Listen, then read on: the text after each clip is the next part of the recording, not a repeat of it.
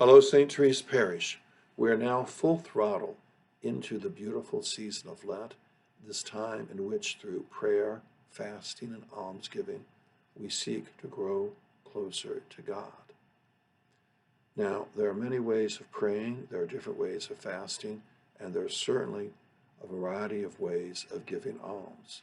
But it's important to remember not only what we do, but why we do it. We don't do this to somehow earn God's love. God already loves us. We do this in response to God's love. It is to be an act of love on our part. And yes, we do penance. And yes, we seek to grow in compassion. We seek to grow in generosity. All those wonderful things. Ultimately, it boils down to two: growing in love of God and growing in love of neighbor.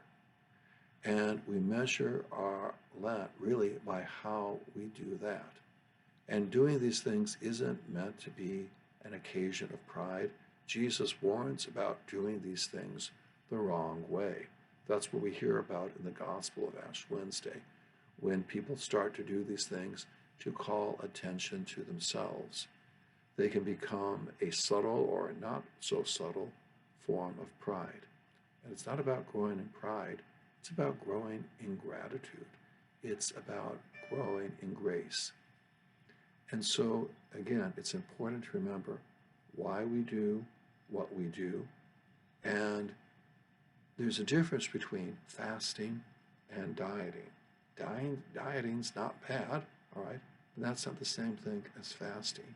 And there's difference between our Lenten practices and a self-improvement program. And a self-improvement program can be good, and there certainly can be some overlap there between what we do in Lent and self-improvement. But ultimately, the ultimate self-improvement, you could say, is we seek to grow in love of God and love of neighbor. So as we carry out our Lenten practices, whatever they may be, let us ask for the grace that ultimately they may lead us to grow more deeply in love of God and love of our neighbor. A blessed Lent to everyone.